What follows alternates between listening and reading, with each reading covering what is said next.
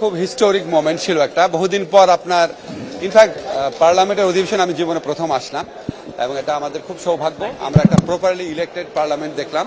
এখানে অধিকাংশ এমপি ছিলেন নতুন, সংসদের নেতা মাননীয় প্রধানমন্ত্রী তারেক রহমান সাহেব, বিরোধী দলের নেতা শফিকুর রহমান সাহেব, ওনারা দুজনই নতুন।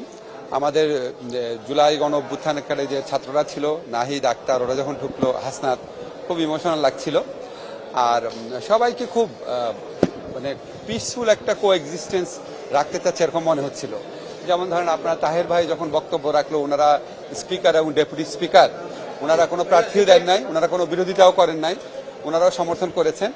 এবং উনি আপনার প্রথমে বললো যে স্পিকার যে মনোনয়ন হয়েছে এটা ভালো হয়েছে, তবে খুবই পোলাইটলি, খুবই সুন্দর করে বললো যে ওনারা যদি একটু আগে জানতো আরও ভালো হতো।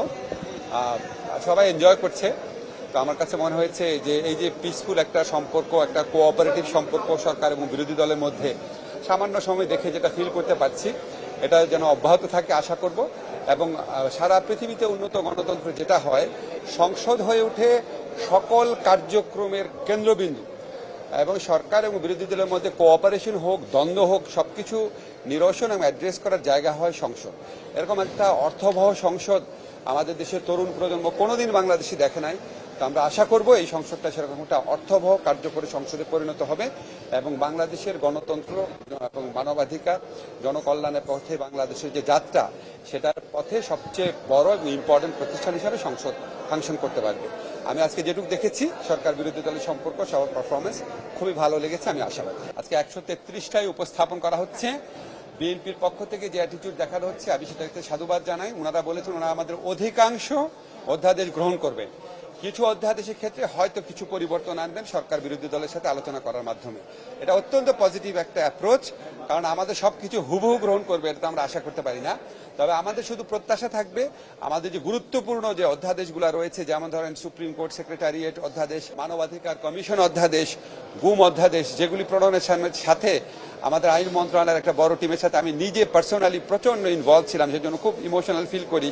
এই গুরুত্বপূর্ণ যে অধ্যাদেশগুলো আছে, এটা বাংলাদেশে মানবাধিকার প্রতিষ্ঠার ক্ষেত্রে, মানবাধিকার লঙ্ঘন রোধ করার ক্ষেত্রে বিরাট ভূমিকা রাখতে পারে।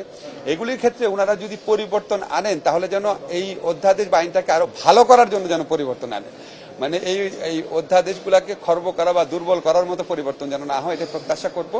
আমি এখন পর্যন্ত সরকারি দলের পক্ষ থেকে যেই অ্যাটিটিউডটা দেখিয়েছি আমাদের অর্ডিন্যান্সগুলোর প্রতি, আমি আশাবাদী এবং আমি ওনাদেরকে ধন্যবাদ জানাই। আশা করব আমরা আগামী যে 30 দিন আছে, 30 দিনের মধ্যে গুরুত্বপূর্ণ অধ্যাদেশগুলা এবং গ্রহণ করা হবে। আপনাকে একটা জিনিস জানিয়ে রাখি, 133টার মধ্যে 14টা 15টা আছে আপনার নাম পরিবর্তন সংক্রান্ত শুধু। তারপরে কিছু আছে আপনার রুটিন ফাংশনকে রেগুলারাইজ করার মতো, খুবই গুরুত্বপূর্ণ বা আলোচিত হতে পারে এবং সংসদের বেশ টাইম লাগবে চিন্তা ভাবনা করতে। এরকম আইন আমার মতে, আমি যতটুকু জানি, আপনার 25-30টার বেশি হবে না।